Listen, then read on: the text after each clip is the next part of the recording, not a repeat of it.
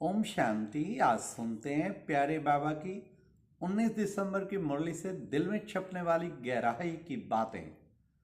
आज की मुरली में कितना सुंदर प्यारा बाबा का गीत। क्या गीत था? माता ओ माता, तू जग की भाग्य विधाता। सारे जग की भाग्य विधाता। बाबा ने जगदम्बा की बहुत महिमा की। बाबा ने कहा जगदम्बा माना जगत की रचना रचने वाली। अच्छा बच्चे, जाकर पूछो, जगदम्बा ने अगर सृष्टि रची, जगदम्बा के मंदिर में जाकर पूछो, जगदम्बा ने अगर सृष्टि रची तो उस जगदम्बा तो माता, उस माता का पिता कौन? बाबा ने कहा पिता कौन? तो फिर पिता तो, बाबा ने कहा फिर उन्हें बताओ पिता कौन, पिता का परिचय दो कि ये तो मुखवंशावली है। उस पिता ने पहले इसको अडॉप्ट किया, ब्रह्मा बाप को, फिर मम्मा को भी अडॉप्ट किया।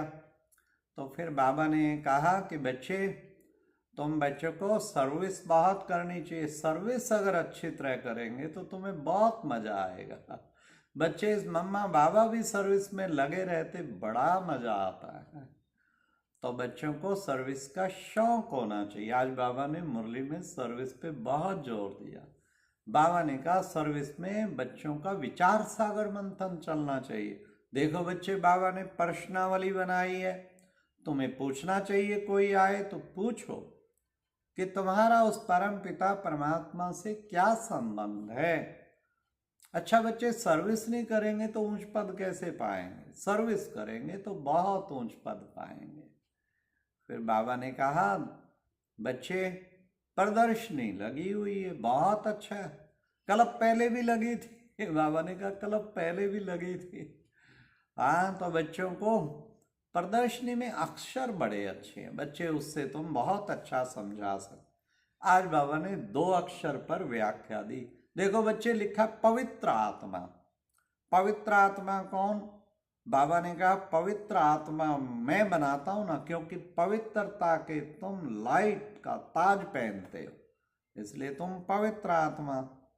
फिर पुण्य आत्मा किसे कहते? जो दान पुण्य करते हैं। बच्चे, अंग्रेजी में उसे कहते फिलैंथ्रोपिस्ट। तो बच्चे, तुम क्या बनते हो? पुण्य आत्मा भी बनते हो, पवित्र आत्मा भी बनते। आज बाबा ने पवित्रता पे भी कहा कि बच्चे देखो, क्या करना है तुम बच्चों को? गृहस्थ व्यवहार में रहते तुमको पवित्र रहना है। फिर बाबा ने आज कहा पढ़ाई पर भी बच्चों का पूरा टेंशन होना चाहिए। पढ़ाई पूरे अच्छी तरह से पढ़नी चाहिए। ये वंडरफुल पढ़ाई है बच्चे, इसको बूढ़े जवान बच्चे सब इस पढ़ाई को पढ़ते हैं। तुम बच्चों को भी ये पढ़ाई अच्छी तरह से पढ़नी चाहिए। हाँ, एक दिन भी मिस ना हो, कोशिश करो। बाबा ने जो आज शिक्षा दी, रेगुलर पढ़ाई पढ़नी है मैंने, पंक्चुअल टाइम पे भी आके मैंने पढ़नी है।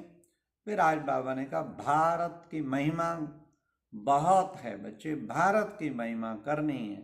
क्यों? क्योंकि भारत सबसे प्राचीन देश है, यही तो स्वर्ग वैकुंठ था, पैराडाइज।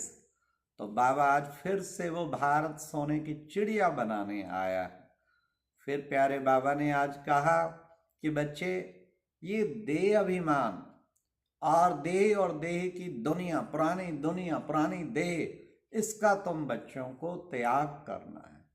जितना त्याग करेंगे उतना तुम श्रेष्ठ बनते जाएंगे। और फिर बाबा ने कहा कि बच्चे, तुम बच्चों को क्या करना है? ये देखो बच्चे, इन सब गुरु आदियों से ना बुद्धि योग हटाकर एक तुम मुझको याद करो। जन्म जन्मांतर तुमने गुरुओं को याद किया, लेकिन बच्चे अब तो मैं इन गुरुओं का भी उद्धार करने आया हूं। वो सब तो फिर भी जन्म मरण में, मैं जन्म मरण से न्यारा निराकार है ना, वो सब देहधारी है। जन्म मरण से न्यारा निराकार हूं, इसलिए मैं उनका उद्धार करने आया हूं। इसलिए तुम मुझे याद करो। बाबा ने कहा मुझे याद करेंगे तो तुम उनके समान बन जाएंगे, पवित्र बाप के समान बन जाएंगे। अच्छा बच्चे, लक्ष्मी नारायण के मंदिर में जाओ, वहां भी तुम समझाओ उनकी बायोग्राफी कि लक्ष्मी नारायण को ऐसा स्वर्ग का मालिक किसने बनाया। राम के मंदिर में जाके भी समझा सकते हो। आज तो बाबा ने पहले जगदम्बा के मंदिर, फिर लक्ष्मी नारायण के मंदिर, फिर राम के मंदिर, सबको बाबा ने कहा वहाँ पे जाओ, खूब सर्विस करो। अच्छा बच्चे, जितना बाप को याद करेंगे उतनी तुम्हारे अंदर धारणा अच्छी होगी। धारणा का तो डायरेक्ट कनेक्शन ही योग से है। और तुम बच्चों के नशा होना चाहिए क्या, हमको बाबा के पास जाना है, हमको अब बाबा के पास जाना है, हम इस पुरानी दुनिया का क्या ख्याल रखें। बाबा ने कहा बाबा को याद करते करते बाबा के पास आ जाएंगे। तुम बच्चों को वानप्रस्थियों को भी समझाना है। वानप्रस्थियों को समझाना है क्या, कि हम सब की अब वानप्रस्थ अवस्था है। जितना बच्चे वानप्रस्थ अवस्था का ध्यान रखेंगे कि हम जब घर जाना है तो घर की स्मृति भी रहेगी। फिर बाबा ने कहा कि बच्चे, मृत्यु लोक का हिसाब किताब चुकतू करके अब तुमको अमर लोक में जाना है। इसलिए पुरानी दुनिया से अब क्या वास्ता। तुम बच्चों को घड़ी घड़ी घर को और बाप को और वर्षे को याद करना है। फिर बाबा ने कहा कि बच्चे, देही अभिमानी बन, निरंतर बाप को याद करो। अब बाबा ने कहा बच्चे, छोटी सी आत्मा, देखो कितना बड़ा अविनाशी पार्ट भरा है। ये बच्चों को फिर याद करना चाहिए कि छोटी सी आत्मा में कितना बड़ा पार्ट भरा हुआ है। बाप कहते हैं तुम मुझे याद करेंगे तो तुम पवित्र बन जाएंगे और फिर मेरे पास आ जाएंगे। हाँ, बाबा के पास आ जाएंगे। लेकिन बच्चे, केवल याद करना है, दिल से याद करना है और ये रियलाइज करना है कि कैसे हम बाप को याद करते करते बाप के पास चले आएंगे। और ये मृत्यु लोक तो पूरा हुआ, अब अमरलोक में जाना है। अमरलोक एक तो बाबा ने कहा परम धाम, वहाँ पर तुम बच्चों को पहुँचना है बाबा के पास। और फिर ये जो है नई दुनिया जो बन रही है वो भी अमरलोक, जबकि वहाँ पर तो मृत्यु होती है। लेकिन बाबा ने कहा स्वेच्छा से शरीर छोड़ते हैं, इसलिए देवताओं की मृत्यु पर विजय गाई जाती है कि उन्होंने विजय प्राप्त की। तो प्यारे बाबा ने आज फिर वरदान में कहा कि एक की स्मृति द्वारा एकर स्थिति बनाने वाले उच्च पद के अधिकारी भव। होता क्या है, कई रस, किसी को दुनियावी बातों में रस, किसी को पॉलिटिकल बातों में रस।